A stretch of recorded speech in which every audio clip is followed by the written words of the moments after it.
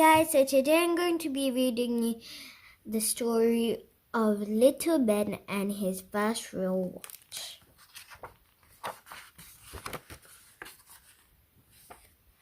It all happened when little Ben got his first watch. It was something he had always wanted but as yet had hardly dared to hope for. But there it was, his very best birthday present. Little Ben had been learning to tell the time at school and was almost perfect at it. But now with his own watch, there were so many things he could do. The thing that fascinated him most was the fast-moving hand that counted the seconds.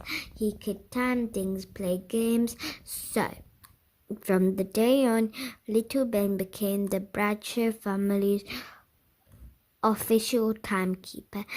He timed how long it took him to dress. He timed his walk to school, and each morning every egg boiled was officially timed by Little Ben, who stood over the pan counting off the seconds. At first, everyone was good-humored with Little Ben and his watch antics, but after a while his friends became impatient and called him Little Ben the speaking clock. And the time was 8:05. That means 8:05.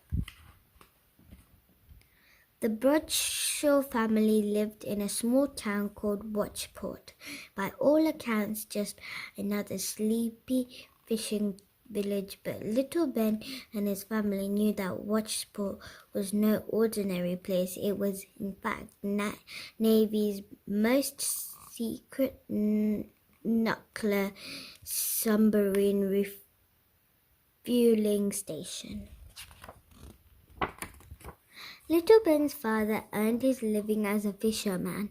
He had worked hard and now he owned a fishing boat called Scoundrel and had a crew of 3. Comment down below if you know how to pronounce that. Little Ben loved the boats and whenever he could he went to the quayside to help his father or to go on other boats. Everyone knew him and he was welcome everywhere. One day after school, Little Ben went down to the quayside to see if anything interesting was happening. He went on several boats, proudly showing his watch to everyone, and the time was 5:20. 5:20. It was late afternoon, beginning to get dark, and Little Ben was ready to make for home. He looked across the bay to the lighthouse where the light had begun to flash. This is something I must do, he thought. I must check the lighthouse signal. He looked at his watch. Flashlight of 8 seconds. Flashlight of 14 seconds. Everything seemed okay. He stood for several minutes timing the signal when suddenly, without warning, the signal changed. Flashlight of 4 seconds, flashlight of 10 seconds. And the time was 5:10. 5:50. Little Ben got very excited. At first, he couldn't believe his eyes. He checked the signal again and again, and there it was. Something was definitely wrong. Rushing back to the boat, he found his father busy in the engine room. "Dad," he cried, "there's something wrong with the lighthouse. They're sending the wrong signals. I've checked them with my watch. Mr. Bradshaw was busy. He had to fix the engine. The boat had to be out to sea within an hour. But Little Ben seemed so agitated that he put down his tools and they went on deck. "I want my supper."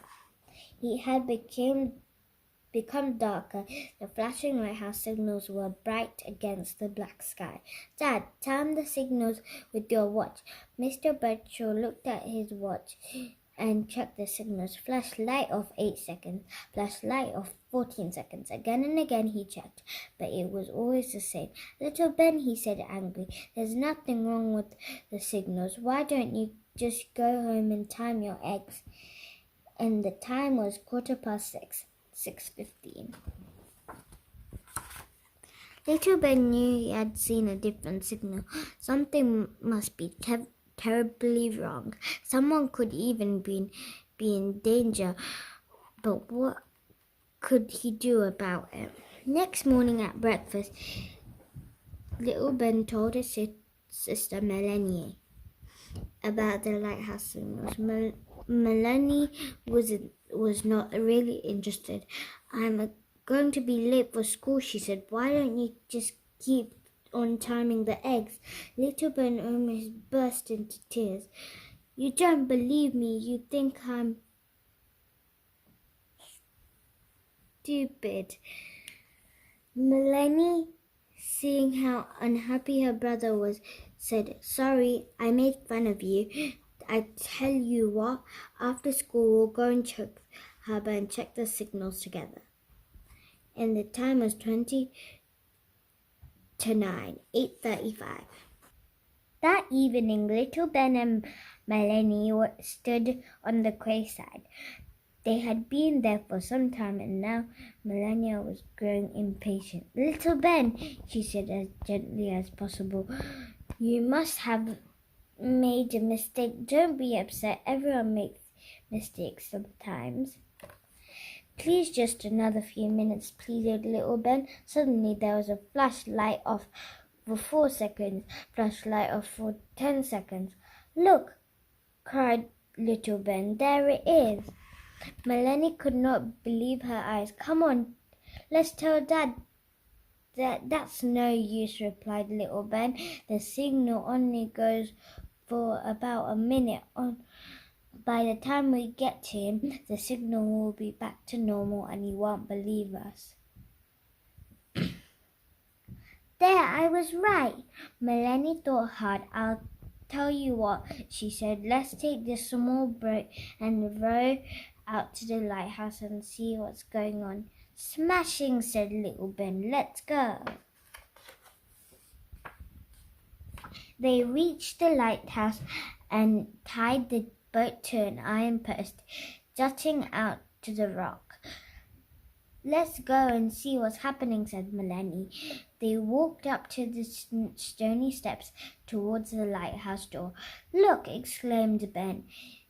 Oh, the door is open. It's always locked. Something must be wrong. Cautiously, they climbed the lighthouse stairs, hardly daring to breathe. At the top of the stairs there was a shaft of light, and the voices coming from a partly open door. Swiftly they moved behind the door. Melanie, standing in front of Little Ben, peered into the room. Melanie could not believe her eyes. There in the little corner, bound and gagged, was Ted, the lighthouse keeper. Two men with their backs to the door were standing at the table studying a large map. They were dressed like commandos in full battle kit, revolvers and grenades strapped onto their belts. Their names were Spanner and Carwash. Spanner, the smaller of the two, turned to his companion. Do you know the plan? He asked. Yes, replied Carwash. We signal our men into the bay and the sub will be hijacked as planned. Then we'll be away before anyone knows what's happened. What about him? Asked Spanner, pointing to Ted. No problem, grunted Carwash.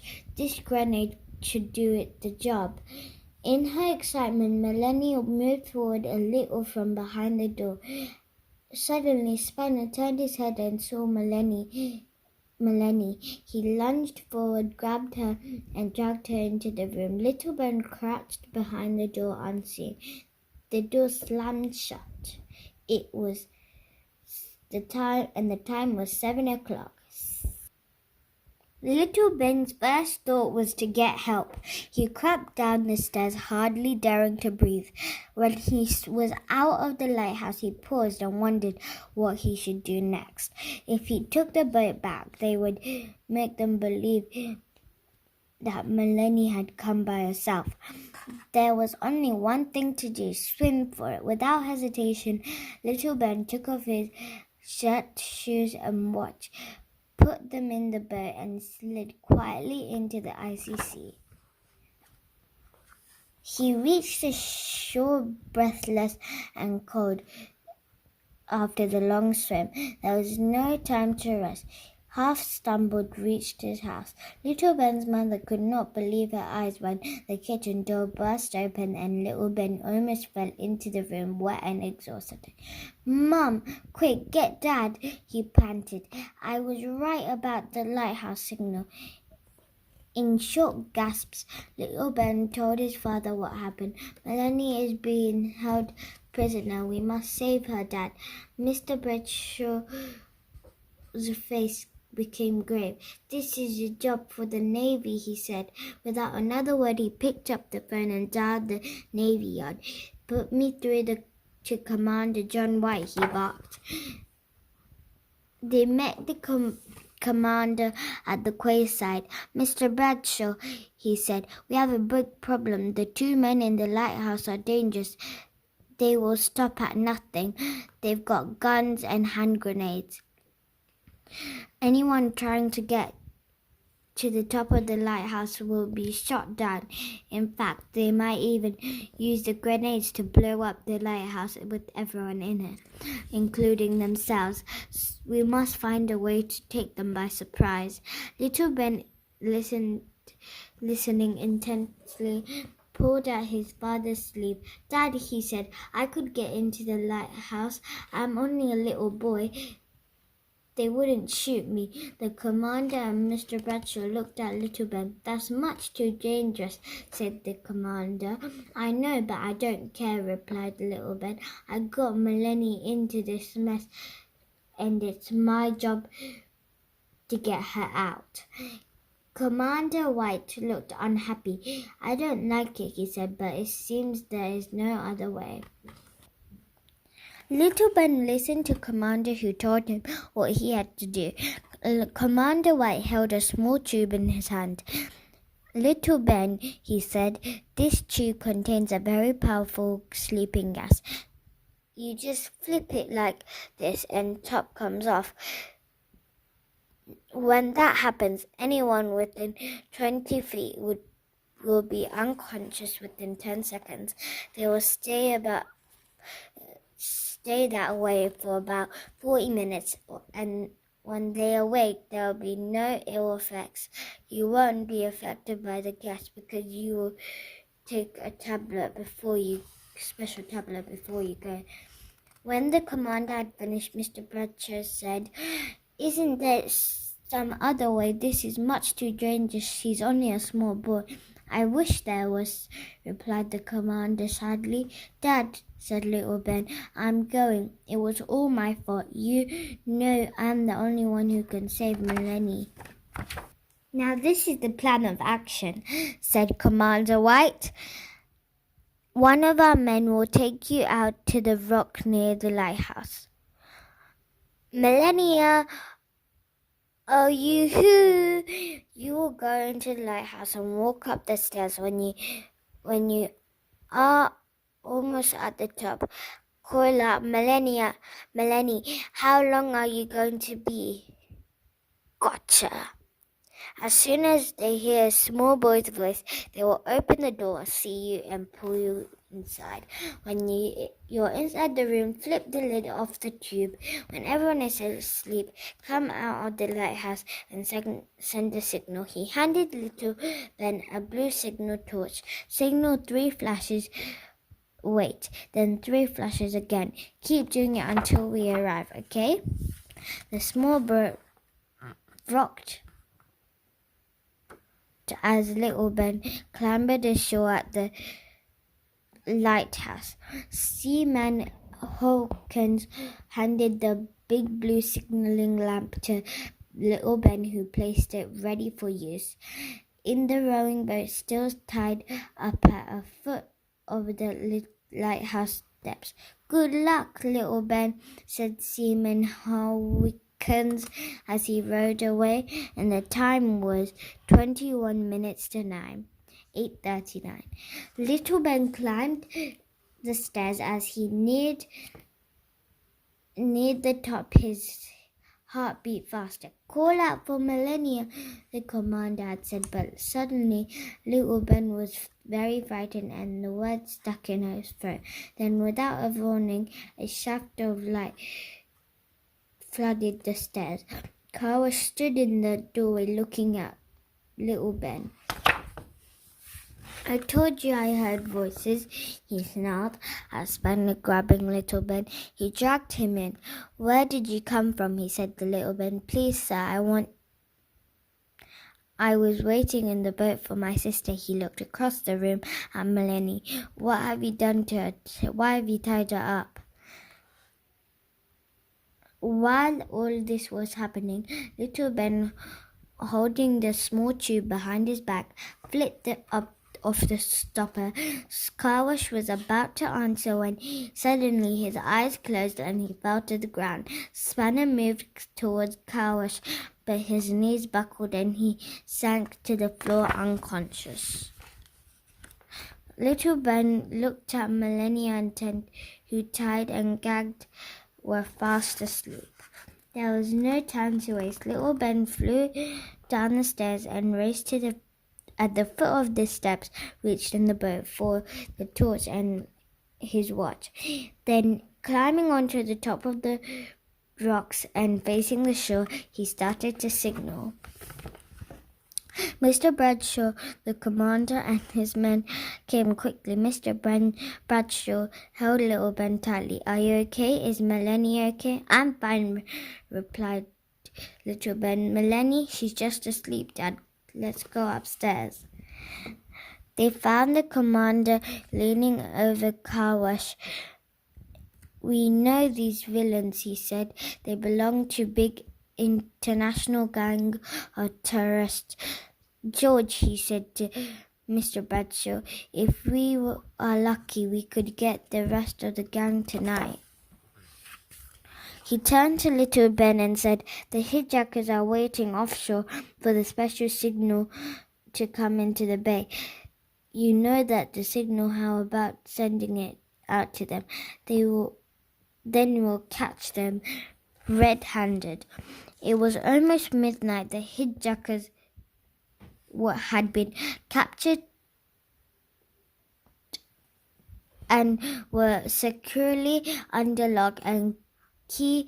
Melania was now awake and none the worse for the adventure. She and little Ben were in good spirits. This had been the most wonderful day in their lives, and little Ben could not wait to get to school the next morning and tell everybody what had happened. He was sure that no one would believe him at first, but eventually they would. And the time was nearly midnight, 11:57. They arrived home in the commander's jeep and found Mrs. Bradshaw waiting to greet them. "I would like to come in for a minute, if I may," said Commander White. "There is something I have to say." "Of course," said Mr. Bradshaw. "Come in, let's have a drink. We have a good reason to celebrate." When they were inside, the commander said, "Little Ben and Melanie, everyone should be proud of you. You have saved our most advanced nuclear submarine, HMCS Desperado, from falling into the hands of dangerous villains. But our task is not over. We want to capture their leader. He does not know his men have failed. We are going to mount an undercover operation. Secrecy is Victor. I must ask you and Melanie to promise not to breathe a word to anyone about what happened tonight." The next day, little Ben was off to school as usual. He had a little sleep and was exhausted, but insisted on going. That morning, he found it hard to follow the lessons. His thoughts kept on going back to events at night. Suddenly, they heard a voice from Miss Little Ben. What on earth is the matter with you? Why can't you concentrate? That's the second time this morning you've nearly fallen asleep. You are behaving like a baby. If you can't pay more attention, I'll have to send you home. Little Ben was almost in tears. His teacher didn't realize how tired he was. He was all what happened last night. Couldn't he give her just a little clue? No, he had promised. So biting his lip, he said, "Sorry, Miss Penfold.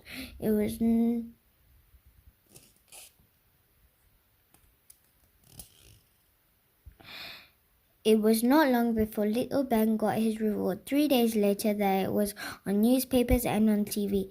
The story of how nuclear submarine Desperado had been saved, terrorists captured, and all because of a little boy found out that a lighthouse was sending out the wrong signal. As Mrs. Bradshaw read the story to the family, there was a knock at the door. It was the postman with 2 special delivery letters from the Navy, one addressed to little Ben and the other to Melanie. In his excitement, little Ben ripped open his letter and looked at it for a moment and then handed it to his father. "Dad, this looks important. Please read it to me." The Royal Navy, from the First Sea Lord, Admiral of the Fleet Sir Thomas Calloway, DSO KCB, to Master Benjamin Bradshaw, the Admiralty write to inform you that Her Majesty had learnt of your heroic act and wishes that you be present with the Navy's Special Award for Bravery. Can you please arrange to be at Admiralty Headquarters in Whitehall on March 25th at 11 o'clock a.m. when the Admiral of the Fleet will decorate you a distinguished medal. So at 11 a.m. on the important day, little Ben and his family were greeted by a guard of honor. They stood at the platform while the troops marched past, giving little Ben and Melanie a special salute. When the Admiral presented the medals, he said, "Little Ben and Melanie, you have done a great service to the Navy and your country." "Thank you," said little Ben, "but please remember, if it wasn't for me, Tiny Time, we would never have known about the signals." And now, how to use your watch to tell the time. If you like this video, please subscribe to my channel and click the like button down below. Bye!